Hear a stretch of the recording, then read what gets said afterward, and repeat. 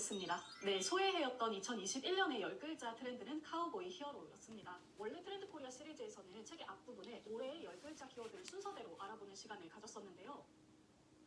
자, 이제부터는 2022년의 트렌드를 한번 알아보도록 하겠습니다. 트렌드 코리아에서는 매년 2022년의 첫 번째 트렌드는요, 바로 나노사회입니다. 이 나노사회는요, 이어지는 모든 키워드를 관통하는 결의가 되는 주제라서 책을 읽으실 때도 조금 더 깊게 살펴보셔야겠습니다. 우리 사회는 빠르게 개인주의 사회로 이행해 오고 있습니다. 뭐 이런 얘기야 사실 한참 전부터도 계속되고 있던 이야기지만 이 코로나 사태 이후에 이것이 아주 심화되고 신속해지고 있는 거죠. 나노사회를 사는 우리들은 모래알처럼 조각조각 흩어져 있습니다. 가정도 학교생활도 회사생활도 점점 개인화되고 있다는 거 여러분들도 느끼시죠? 단체생활이나 회식, 모임 같은 것들도 많이 줄어들었고요. 이렇게 흩어진 개인들은요, 다시 끼리끼리 새로운 관계를 맺습니다. 사람이 영영 개인으로는 살 수 없으니까 연결되긴 연결되어야겠는데 그 연결의 방식이 기존과는 달라진다는 거죠. 기존에 가족, 학교, 회사 등 자신의 소속을 중심으로 이 관계가 형성됐다면 지금은 자신만의 선호도, 즉 취향과 가치관을 중심으로 관계가 재구성되고 있습니다. 자, 이렇게 나와 비슷한 사람, 내 편을 위주로 관계가 형성되면 어떻게 될까요? 자기가 보고 싶은 것만 보고 자기가 선택한 정보만 접하게 되므로 자기 확증적 성향이 강조될 수 있다고 트렌드 코리아에서는 이야기하고 있습니다. 마치 반향실처럼요, 자신의 목소리를 혹은 자신과 비슷한 목소리만을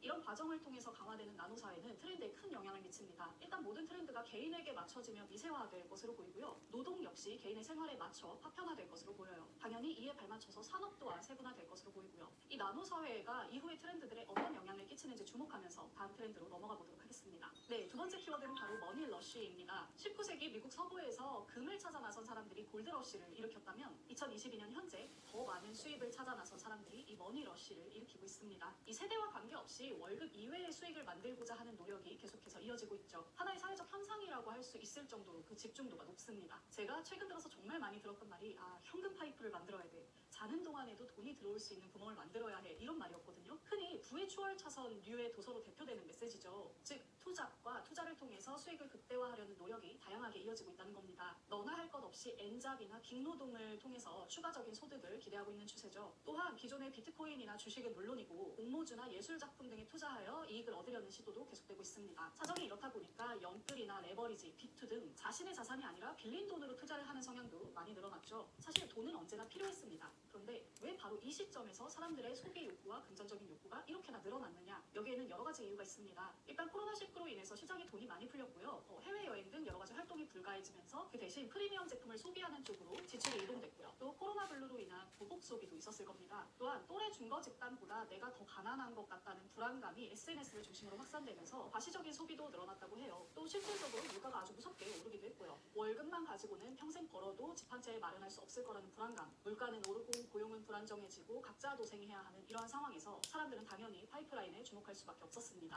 이 머니러쉬 현상은 양면성을 가지고 있습니다. 과도한 레버리지로 인한 위기는 조심하되 개인의 역량과 가능성을 넓히는 자기 실현의 수단으로 이 현상을 바라볼 수 있어야겠습니다. 2022년 세 번째 키워드는 바로 가차 파워, 득템력입니다. 얼마 전 스타벅스에서 50주년 기념으로 증정한 리유저블 컵이 굉장히 화제가 됐던 거 기억하시죠? 많은 사람들이 줄을 서서 이 제품을 기다렸고 증정이 끝난 이후에도 리셀되면서 계속 화제가 됐었습니다. 이뿐만이 아니라 명품 매장 앞이나 유명 음식점 앞에서 새벽 내내 줄을 서는 것, 온라인에서 마치 수강 신청처럼 숨가쁘게 한정판 제품을 구매하는 것 등이 이제 우리에겐 낯설지 않죠. 이러한 현상에 트렌드 코리아에서는 득템력이라는 이름을 붙였습니다. 즉 돈이 있어도 사기 힘든 상품을 얻어내는 소비자의 능력을 말하죠. 과거에는 비싼 제품이나 고급 취향 그리고 지식을 통해서 자신의 소비 능력을 과시해왔다면 이제는 유행에 기민하게 반응하고 이 트렌드 세터로의 면모를 보여줄 수 있는 것이 과시의 중요한 조건이 됐습니다. 득템의 과정 자체를 즐기고 과시하는 경우도 많아졌고요. 이 득템 제품이 또 하나의 재테크 수단, 즉 리셀테크의 중심이 되면서 득템에 대한 욕구는 나날이 늘어나고 있습니다. 이 트렌드는요, 상품의 희소성이라는 개념을 뒤흔들면서 시장을 변화시키고 있습니다. 이에 기업들은 화제성을 만들 수 있는 제품을 생산하거나 기획력을 확보하는 게 중요해졌습니다. 다만 시장의 공정성을 해치는 아르바이트나 매크로 재판매 행위에 대해서는 관련 법규가 조금 더 필요하겠습니다. 또한 상대적 박탈감으로 인해 심해지고 있는 소비자의 심리 문제에 대해서도 신경 쓸 수 있어야겠죠. 상품 과잉의 시대에 돈만으로 해결되지 않는 새로운 트렌드의 등장, 주택력에 주목해봐야겠습니다. 여러분 요즘 주변에 그 일찍부터 귀촌이나 귀농을 꿈꾸시는 분들 혹은 한적한 시골 마을에서의 한 달 살기를 꿈꾸시는 분들 많이 보셨죠? 저만 해도 그렇고요. 이렇듯 시골이 매력적인 공간으로 변모하면서 트렌드의 중심에 서고 있습니다. 2022년 트렌드 코리아의 네 번째 키워드는 바로 러스틱 라이프입니다. 이 러스틱이라는 단어는 시골풍의 소박한이라는 뜻을 가지고 있습니다. 한적한 시골로 나만의 힐링 공간을 찾아 나선 사람들이 몰리면서 이 시골이라는 공간이 힙한 공간이 되어가고 있다는 거예요. 사실 이러한 귀농 트렌드는 오래전부터 있어 왔습니다. 다만 원래 있어 왔던 이 트렌드에 코로나19가 겹쳐지면서 엄청난 가속도가 붙었다는 점을 기억해야겠습니다. 이유는 여러 가지가 있는데요. 일단 인파가 적은 시골이 안전한 곳으로 여겨지기도 했고요. 코로나 블루나 번아웃을 앓는 사람들이 여유와 건강, 안전을 찾아서 시골로 몰려들기도 했습니다. 또한 언택트 경향이 짙어지면서 물리적 공간이 구애받지 않고 일하는 사람들이 늘어났고요. 혈연, 지연, 학연 등의 연구주의가 약해지면서 사람들이 자신의 동지를 떠나서 다른 곳에 자리 잡는 일도 비교적 쉬워졌기 때문입니다. 이 러스틱 라이프는요, 과밀한 대도시에게도 그리고 고령화, 공동화로 고통받고 있는 지자체에게도 좋은 대안이 될 수 있습니다. 다만 고유한 특색을 가지고 있는 이 지방들이 과도한 개발과 중앙화로 자신만의 색깔을 잃어버리거나 반짝 유행했다가 다시 공동화되는 악순환을 거치지 않도록 주의가 필요하겠죠. 이를 위해서는 공공, 민간, 지역 주민이 함께 모여 이 러스틱 라이프를 위한 노력을 기울여보면 좋겠습니다. 여러분 길티 플레저라는 말 잘 알고 계시죠? 죄책감이 느껴지긴 하지만 하면 너무 즐거운 그런 일들을 말합니다. 2022년 트렌드 코리아에서는 건강관리도 즐거워야 한다는 의미를 담아서 헬시 플레저라는 이름을 붙였습니다. 그간에는 무조건 절제하고 쾌락을 포기하는 식으로 극단적인 건강관리를 해왔다면 요즘에는 건강관리를 하더라도 즐겁고 트렌디하게 하려는 경향이 강해졌다는 거죠. 건강관리는요, 크게 식단관리, 피로관리, 멘탈관리로 나눠볼 수 있습니다. 먼저 식단관리에서는 건강하면서도 맛있는 음식을 찾는 경향이 두드러졌습니다. 두 번째 피로관리를 살펴볼까요? 잘 먹는 것만큼 잘 쉬는 게 무엇보다 중요해지면서 좋은 베개 그리고 수면관리를 위한 어플이나 기계, 안마기 같은 물건들의 수요가 증가했습니다. 세 번째는 멘탈관리입니다. 즐겁게 멘탈을 챙기려는 시도가 이어지면서 불멍, 물멍, 향멍 등의 단어가 이슈가 되기도 했죠. 또한 각종 온라인 클래스에서도 이 멘탈 관리를 위한 그림 그리기나 심리치료 등이 큰 주목을 받았습니다. 이 건강에 대한 욕구는 인간의 오랜 본능이긴 하지만 코로나19 이후에 그 중요성이 더욱더 대두되었다고 볼 수 있습니다. 나노사회에 이르러서 내 건강은 내가 챙겨야 한다는 의식도 강화됐고요. 건강을 챙기면서도 일상 속의 즐거움을 놓칠 수 없다는 이 MZ세대의 가치관 변화도 크게 작용했습니다. 이 헬시 플레저라는 키워드는요, 우리 사회가 치료의학에서 예방의학으로 변하는 첫걸음이라고 해석해볼 수 있습니다. 나이 든 사람이 아니어도 미리미리 관리하는 건강, 새롭고 트렌디하고 즐겁게 관리하는 건강에 많은 사람들의 주목이 이어지고 있습니다. 이러한 건강관리 욕구와 맞닿은 사회적, 세대적, 기술적 변화에 주목해봐야겠습니다. 2022년 트렌드 코리아가 제시한 여섯 번째 키워드는요, 바로 Xteen is back입니다. 이 Xteen은요, X세대를 이르는 말로 다음과 같은 특징을 가지고 있습니다. 1970년대생으로 경제적, 문화적으로 풍요로운 10대를 보냈고 자유롭고 개인주의적인 성향을 간직하고 있는 세대이며 10대 자녀와 라이프 스타일을 공유하고 있는 세대라고 볼 수 있어요. 즉 10대와 같은 사고방식과 마인드를 가진 젊은 40대라고 볼 수 있겠죠. 이 세대는요, 살아오는 동안 민주사회로의 이행, 소비사회로의 진입, 디지털로의 전환, 대중문화의 확산 등 현대사회의 전환점이 되는 모든 사건을 몸소 경험한 세대입니다. 기업과 정치, 사회 및 모든 트렌드가 MZ세대에 집중하고 있을 때 이 트렌드 코리아가 Xteen 세대에 집중한 데는 다음과 같은 이유가 있습니다. 먼저 이 Xteen 세대는요, 규모가 크고 지출이 많은 세대입니다. 자연스럽게 소비에 있어서 그 영향력이 큰 세대죠. MZ세대가 새로운 상품이나 서비스를 발빠르게 받아들인다면 이 Xteen 세대는요, 그 트렌드를 시장에 정착하게 하는 역할을 합니다. 즉 과거의 사회문화를 주도했던 Xteen 세대가 다시 사회 변화의 중심으로 들어왔다는 이야기입니다. 트렌드 코리아는 이 Xteen 세대가 당분간 소비 시장을 이끌 것으로 보고 있습니다. 이에 기업과 조직에서는 이 Xteen 세대에 대한 관심을 좀 더 기울여야겠죠. 2022년 트렌드 코리아 여섯 번째 키워드는요, 바로 바른 생활 루틴입니다. 우리 사회의 자율성이 점점 높아지고 있습니다. 이미 예전부터 법정 근로시간이 축소되면서 주 5일 근무, 52시간 상한제가 정착됐죠. 최근에는 주 4일 근무제를 논의하는 기업들도 많아졌고요. 다른 트렌드들이 그렇듯이 여기에 코로나19가 따라붙으면서 엄청난 가속화가 진행됐습니다. 학교나 직장 등 많은 곳에서 자율수업, 자율근무 시간이 늘어났고요. 출퇴근 시간이나 근무 공간, 휴가 계획 등도 유동적으로 조정되기 시작했죠. 상황이 이렇다 보니까 사람들은 스스로 세운 자율적인 계획표에 따라서 생활을 하게 됐습니다. 이 일상 루틴을 잘 지켜야 된다는 압박감, 그리고 의지 박약에 대한 불안감은 이제 개인의 문제가 아니라 공동의 문제가 되었습니다. 이에 사람들은 다양한 방법으로 자신의 일상을 지키려는 노력을 하고 있습니다.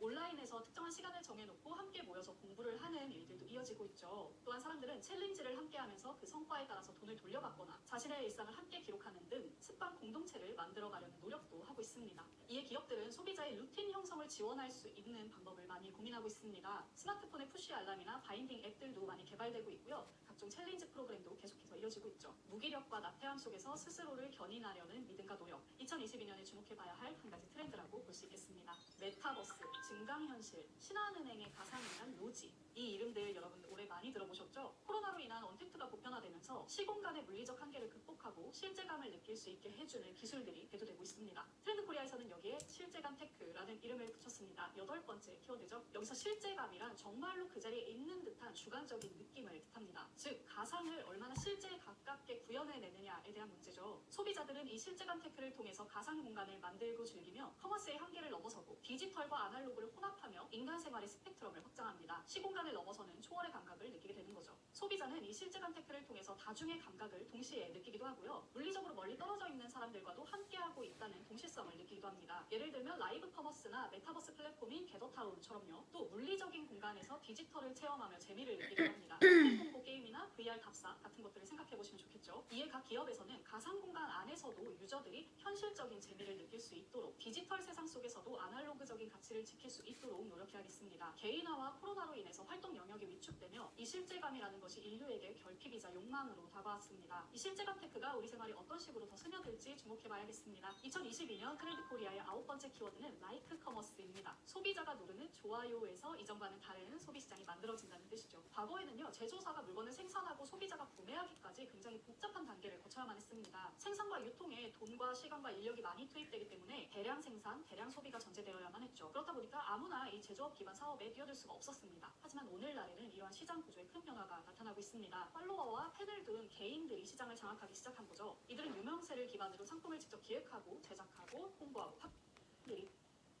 하지만 오늘날에는 이러한 시장 구조에 큰 변화가 나타나고 있습니다. 팔로워와 팬을 둔 개인들이 시장을 장악하기 시작한 거죠. 이들은 유명세를 기반으로 상품을 직접 기획하고 제작하고 홍보하고 판매합니다. 이 라이크 커머스에는 3가지 비즈니스 모델이 있습니다. 먼저 인플루언서들이 직접 상품을 만들고 판매하는 C2C 형태가 있습니다. 여러분 인스타그램에서 많이 보셨죠? 제게도 굉장히 익숙한 형태예요. 두 번째는 제조업체가 유통업체를 거치지 않고 직접 자사몰에서 물건을 바로 판매하는 B2C 형태가 있습니다. 마지막으로는 H2H 형태가 있습니다. 같은 선호를 가진 소비자가 모여서 물건을 선주문하거나 펀딩하는 구조라고 볼 수 있어요. 우리가 잘 알고 있는 와디즈가 이 H2H의 아주 유명한 비즈니스 모델입니다. 이 라이크 커머스는 온라인 리테일의 변혁을 주도하고 있지만 명과 암이 함께 존재합니다. 우후죽순 생겨나고 있는 이 라이크 커머스 시장에서 판매자는 섬세한 소비 지향성과 책임감 그리고 소통을 기반으로 한 진정성에 많은 노력을 기울여야겠죠. 그야말로 쇼핑의 홍수 속에 둘러싸인 시대.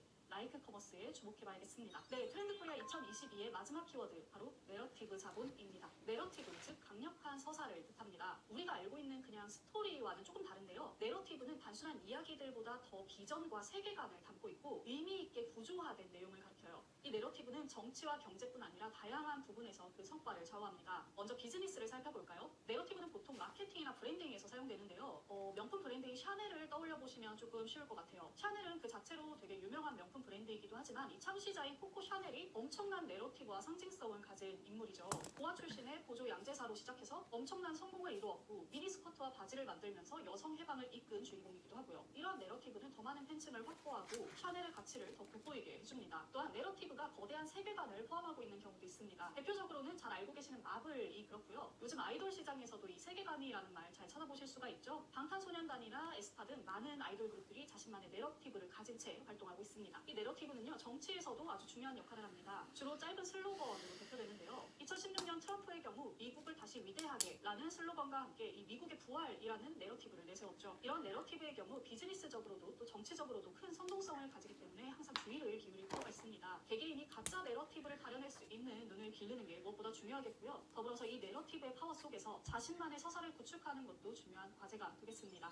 자, 이렇게 2022년 트렌드 코리아를 함께 살펴보셨습니다. 저는 매해 이맘때쯤에 이 트렌드 코리아를 읽으면서 한 해의 흐름을 살펴보고 있는데 이 시간이 두고두고 큰 도움이 되더라고요. 제가 이렇게 간단하게 요약을 해드리기는 하지만 단연히 책을 읽으셨을 때 훨씬 큰 도움을 받으실 수 있을 거예요. 각종 예시들이나 유형들을 파악하게 되십시오. 급격하고 거세게 바뀌어가는 트렌드의 홍수 속에서 많은 분들이 이 책과 함께 인사이트를 얻어보시면 좋겠습니다. 자, 그럼 저는 이만 물러가겠습니다. 우리 공복 여러분 멋지게 책 읽는 시간 되세요. 공복의 책단장이었습니다. 감사합니다.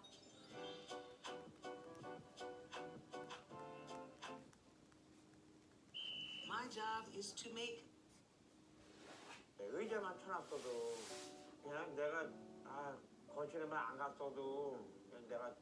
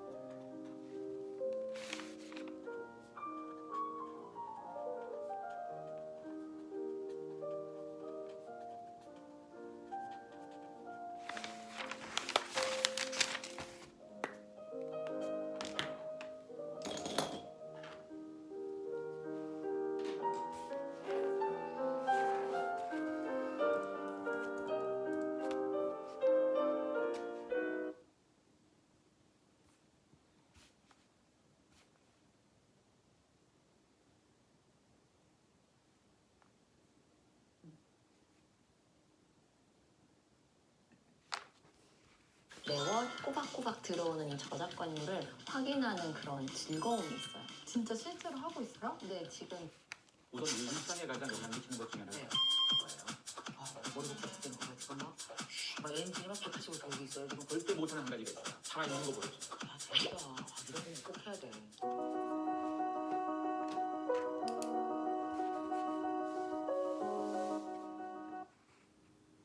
이 중에서도 가장 중심이 되는 트렌드가 또 하나가 뭘까 생각했더니 그게 바로 라이프 트렌드입니다. 제일 중요한 거 먼저. 그래서 뭐가 어떻게 되는 거예요? 내년에 어떻게 되는 거예요 도대체? 뭐가 제일 많이 바뀌어요? 전 세계 사람들이 가장 걱정거리가 뭐냐 이 조사인데 네. 팬데믹 되고 나서 걱정거리 1등은 당연히 코로나겠죠. 바뀌었어요 이번에. 뭐 3등으로 내려가고요. 어. 1등이 빈곤 양극화 문제, 2등이 취업 일자리 문제. 근데 사실은 팬데믹 이전까지는 얘들 두 개가 늘상 1, 2등이었어요. 그렇죠. 이 문제가 더 심각한 문제였는데 우리가 코로나 때문에 한 2년 잠깐 아, 눈이 팔렸던 건 거죠. 그렇죠. 그리고 팬데믹 이 기간 동안 자동화가 엄청 많아지고요. 맞아요. 우리가 최근에 로봇, 자동화, 메타버스 이런 얘기를 다들 알잖아요. 뭐 NFT도 마찬가지. 이게 다 코로나 기간 나온 얘기예요. 이런 다. 화두들이 시장이 굉장히 커진 거잖아요. 그쵸. 시장이 커졌는데 이런 화두들의 공통점이 뭐냐? 사람의 일자리를 줄이는데도 기여하고요. 자동화나 효율성이라는 측면들은 우리가 이제까지 알던 팬데믹 이전까지의 일자리와 사회 구조를 많이 바꾼 거거든요. 그렇죠. 그러면 사실은 이게 마스크가 지워지게 되면 진짜 더 심각한 일자리와 양극화 문제가 더 대두가 될 거면 2022년은 어떤 사람들은 뭐 해피한 해라고 바라볼지 몰라도 사실은 굉장히 위험한 해입니다. 그러니까 이 책에도 그렇게 써 있으셨잖아요. 정말 위험하고 위기고 또 위기가 그러니까 코로나 기간이 2년 동안 위기인 줄 알았는데 이 코로나 기간 끝나고 다시 연결된 세상으로 문 열고 나가면 거기가 더 위기다. 이게 좀 거치고 나니까 경제적 위기가 눈앞에 오는 건 거죠. 코로나 이후 우리가 마스크를 쓰고 있는 동안 물 밑에서 바뀌었던 것들이 갑자기 훅 다 수면 위로 올라오니까 올해는 정말 트렌드를 모르고서는 아이고 안 되겠다. 올해는 반드시 트렌드 책 손도 안 댔던 사람들이라도 트렌드를 알아야 되겠다. 뭐 이 생각이 번뜩 들더라고요. 2022년에 아마 갑자기란 말 더 많이 쓸 텐데 네. 그런 말 덜 쓰기 위해서라도 아. 트렌드 공부가 좀 필요하다는 거고요. 맞아요. 최근에 우리가 탄소 절감 얘기 다들 하잖아요. 탄소 중립. 공짜로는 안 됩니다. 돈이 많이 들어가요. 많이 되죠. 지금 중국의 뭐 전력난 이런 얘기해도 네. 뭐 나무라 전기로랑 뭔 상관이시겠지만 그 배경하고도 연결되는 게 탄소. 우리가 아는 수많은 문제에서 이게 개입 계속될 거면 네. 우리가 지구의 기후 변화, 탄소 중립을 위해서 이제까지 안 썼던 돈을 더 많이 써야 될 거예요. 네. 그게 차지하는 그린 인플레이션도 사실 굉장히 중요한 또 아. 부분이 돼서 우리 경제에 미칠 영향들이 여기저기서 계속 키워. 맞아요. 2022에 그 우리에게 변화되는 트렌드 몇 가지 좀 꼭 집어서 이거는 좀 주목해서 봐야 된다. 몇 가지만 좀 꼽아서 얘기해 주세요. 네. 우선 우리 일상에 가장 영향 미치는 것 중에 하나가 네. 가드닝인 거예요. 가드닝. 가드닝하면 그죠? 정원 가꾸고 뭐 식물 이런 거. 이건 가짜지만. 그쵸? 우리가 보통 아니 식물 키우고 가드닝 이거는 뭐 전원주택에 사는 사람이라던가 뭐 마당 있고 이런 사람의 얘기라고 생각했어요. 네. 이거랑 비즈니스와 트렌드가 무관하다고 생각했어요. 네. 근데 팬데믹 되고 나니까요. 작년 봄에도 그랬고 올 봄에도 그랬고 아. 세계적인 명품 브랜드에서 네. 자꾸 가드닝 룩을 만들어요. 맞아. 정원에서 네. 풀 뽑을 때 입을 몇백만 원짜리 옷을 만들어줘요. 그 왜 가드닝이 트렌드가 될까요? 왜가 중요하네요. 그쵸? 우리가 2년이라는 기간 동안 네. 어디 멀리 못 나가고 사람과 거리를 두고 이러다 보니까 자연과 가까워져야 되겠다는 생각이 많아졌어요. 우리는 사실 사람들을 가둬놓으면 자꾸 새로운 욕망이 나와요. 인간의 새로운 욕망이 만들어내는 트렌드네요. 그 전까지의 식물은 인테리어 차원의 조건이었어요. 한국의 30, 40대가 팬데믹 이전까지는 전원주택, 단독주택에 대한 관심사가 요만큼이었다면 네, 팬데믹 네. 동안에 확 올랐어요. 어허. 그리고 반려동물하고 반려식물도 보면요. 두 개의 트래픽이 반려동물이 훨씬 더 우리에 가까웠잖아요. 팬데믹이 되니까 반려식물이 반려동물 추월해서 올라갔어요. 아 반려식물 좋다. 이렇게 집에서 식물 키우다 보면 자연스럽게 우리 동네에 그러면 공원도 좀 바뀌었으면 좋겠고 우리 동네 골목에 구석구석에 비어있는 땅 조금 있는데 여기도 누군가가 좀 가드닝 만들었으면 좋겠고 자꾸 시청에다 연락해서 구청에다 좀 해주세요. 아, 사람들이 가드닝에 대해서 새로운 눈이 뜨였네. 가드닝은 정말 새로운 트렌드인 것 같아요. 여기 또 일조하는 업계가 하나 있어요. 네. 백화점. 백화점하고 가든이 상관없어 보이잖아요. 현대백화점이 여의도에 더 현대 만들면서 엄청 큰 백화점 만들어 놓고 3,400평짜리 실내 정원을 만들었어요. 맞아. 봤어요. 원래 백화점은 부동산 임대업이잖아요. 그렇지. 그치? 예. 공간을 파는 게 업인데 그 3,400평에 입점시켰으면 돈이 얼만데요. 근데 그들만 그런 게 아니고 2021년에 리뉴얼한 백화점 몇 군데에서 가든이 다 드러났어요. 근데 왜 이러냐 그들이. 왜가 또 중요하잖아요. 네, 왜? 온라인 쇼핑이 팬데믹 기간 중에 훨씬 더 힘이 세졌어요. 힘이 세졌는데 온라인이 절대 못하는 한 가지가 있어요. 살아있는 거 보여주는 거. 아하. 살아있는 자연을 보여주는 게 유일한 오프라인의 무기예요. 그러니까 오프라인 경험을 최적화하는 게 그들이 하고 있는 일이네요. 그 최적화하는 과정 속에서 네. 이제 가드닝이 가드닝이? 자연이라는 게 훅 튀어나오는 거죠. 더 놀라운 건 이런 가드닝 흐름에 40, 50대가 좋다고 박치고 반기는 게 아니고요. 20, 30대가 좋다고 반겨요. 맞아. 40, 50대는 원래부터 자연하고 뭐 채소 키우는 거 해본 사람들이라면 20, 30대는 안 해본 사람들이거든요. 아, 아파트 세대예요. 어느 순간부터 뭐 에르메스도 그렇고 부치도 그렇고 명품 브랜드가 가죽은 가죽인데 비건 레더라는 거 있어요. 비건 가죽. 식물성 원재료로 가죽을 만드는 건데요. 아하. 에르메스가 하고 있는 것 중에 하나는 버섯 균사체로 만든 가죽을 가지고 백을 만드는 거고, 구찌는 목재 펄프 이런 걸 활용해가지고 만든 걸로 신발도 만들고 이렇게 만들어요. 이게 너무 불편한 게 아니고, 가죽의 질감이 나게끔 다른 원료를 활용해서 만드는 건가요? 그럼? 그렇죠. 패션 업계만 하는 게 아니고 자동차 업계도 해요. 벤틀리가 비싼다던데. 네, 그렇죠. 100주년 기념 모델 쪽에 들어가는 가죽이 포도를 가지고 보통 와인 만들다 보면 포도 껍질 남고 줄기 부산물로 남잖아요, 쓰레기로. 그게 섬유질이 좀 많잖아요. 그걸 가지고 만든 가죽을 썼어요.